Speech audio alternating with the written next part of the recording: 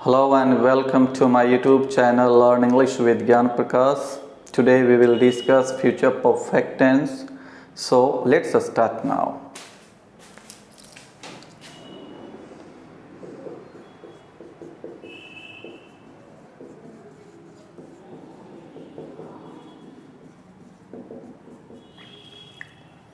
सबसे पहले इसका हम लोग आईडी देख लेते हैं जिसे आप पहचान कहते हैं।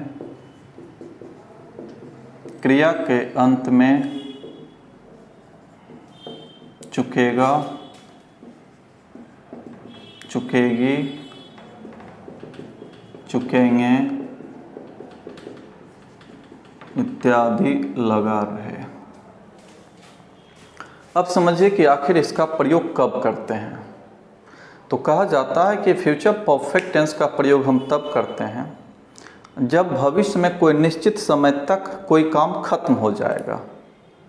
फिर से समझिए, फ्यूचर परफेक्ट टेंस का प्रयोग हम तब करते हैं जब भविष्य में कोई निश्चित समय तक कोई काम खत्म हो जाएगा।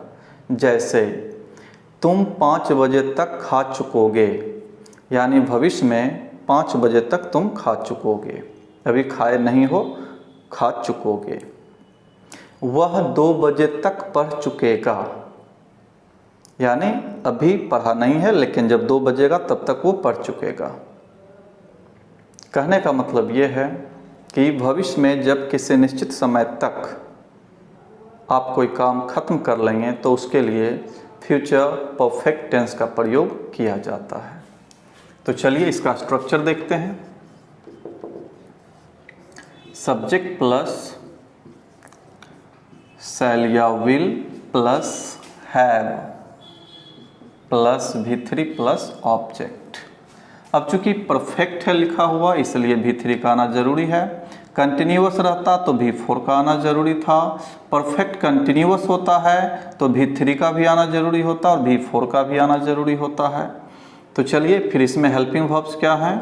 तो शैल और विल इसके हेल्पिंग वर्ब्स हैं। अब इसके एग्जाम्पल्स को हम लोग देख लें। वह 2 बजे तक खा चुकेगा, तो वह है तो ही, फिर शैल या विल है तो ही तो अपने बाद विल लेता है। एक बात और याद रखें कि जनरली यानी कि सामान्य तौर पे स्पोकन इंग्लिश में अब विल का ही धड़ल्ले से प्रयोग होता है। आई है तो भी विल, वी है तो भी विल, अब बाकी में तो विल लगता ही है।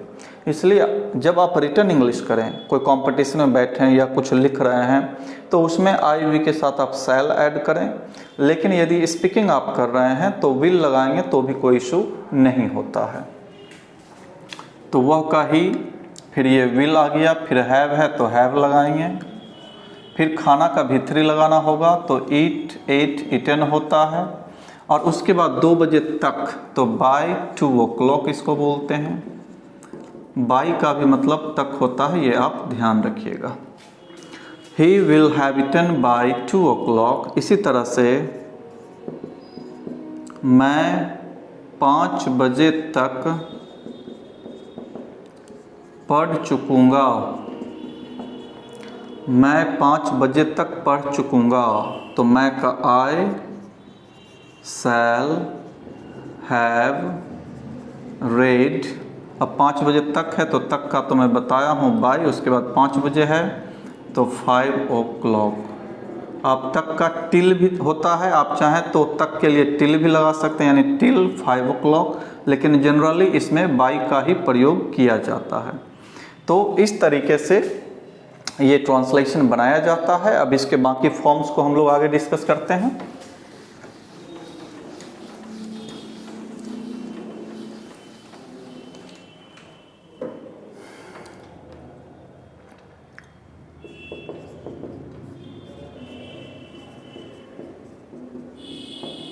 वह 2 बजे तक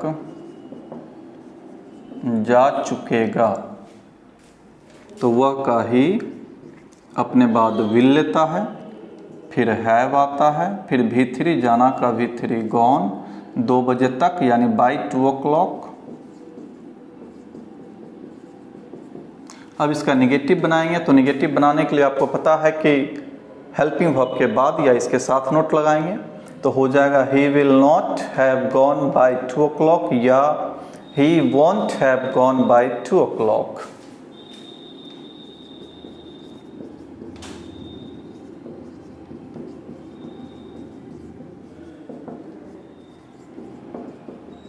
वह 2 बजे तक नहीं जा चुकेगा, तो चलिए नेगेटिव बनाते हैं।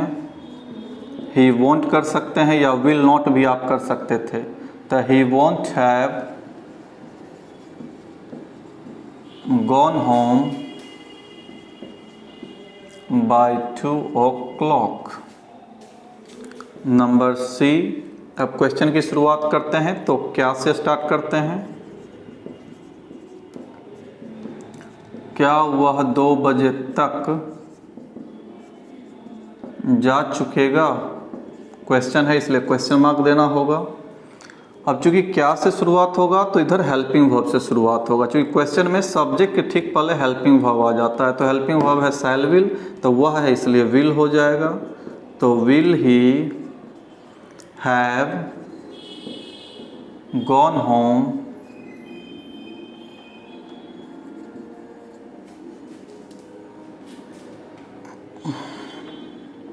सॉरी, इसमें होम है नहीं, इसलिए इसमें से होम हटा दीजिए, इसमें भी नहीं है इसलिए होम हटा दीजिए। अगर घर रहेगा तो होम ऐड कर दीजिएगा। सीधा है, क्या वह 2 बजे तक जा चुकेगा? तो will he have gone by 2 o'clock। Number D, अब इसका नेगेटिव बनाएंगे, तो नेगेटिव क्या हो जाएगा? क्या वह 2 बजे तक नहीं जा चुकेगा?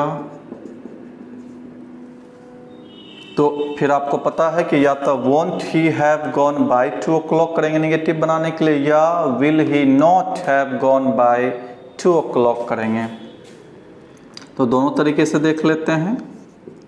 Want he have gone by 2 o'clock, या इसी को आप कर सकते थे अलग अलग लिख करके, नोट सब्जेक्ट के ठीक बाद कर सकते थे। Will he not have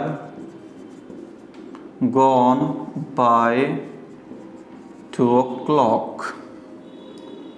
number ई में आ जाइए। अब क्यों, कब, कैसे, कहाँ लगाते हैं? तो चलिए क्यों लगा देते हैं। वह 2 बजे तक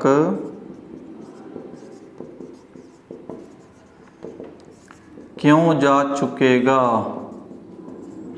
वह 2 बजे तक क्यों जा चुकेगा? तो आप जानते हैं कि क्यों, कब, कैसे, कहाँ है, तो उसे सबसे पहले लगाते हैं, इसलिए हो जाएगा व्हाई। उसके बाद शैल या विल, तो चूंकि वह है तो इसलिए विल आ जाएगा। चूंकि क्वेश्चन में हेल्पिंग वर्ब पहले आता है तब सब्जेक्ट आता है, तो why will he have gone, 2 बजे तक है इसलिए बाय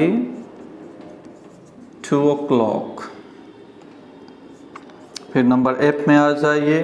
अब इसी का निगेटिव बनाएंगे। वह 2 बजे तक क्यों नहीं जा चुकेगा? तो जब निगेटिव करेंगे तो या तो वॉन्ट हो जाएगा या सब्जेक्ट के बाद नोट आ जाएगा। वह 2 बजे तक क्यों नहीं जा चुकेगा? तो ये 2 तरीका से बनेगा, चूंकि या तो वॉन्ट करेंगे या सब्जेक्ट के बाद नोट लगाएंगे। तो चलिए दोनों तरीका से देख लेते हैं। Why want he have gone, अब चूंकि 2 बजे तक है इसलिए बाय 2 o'clock हो जाएगा। और इसी को आप चाहें तो नोट यहाँ से हटा के सब्जेक्ट के बाद कर सकते हैं, तो आपका ये हो जाएगा why will he not have gone by 2 o'clock। तो इस तरह से आपने देखा कि फ्यूचर परफेक्ट टेंस का प्रयोग कैसे किया जाता है। उम्मीद है आप सभी से प्रैक्टिस करेंगे और इस वीडियो को बार बार देखेंगे ताकि आपके माइंड में ये सेट हो जाए और जब भी ज़रूरत हो तो ये आसानी से एक्सप्रेस आप कर सकें। Thank you.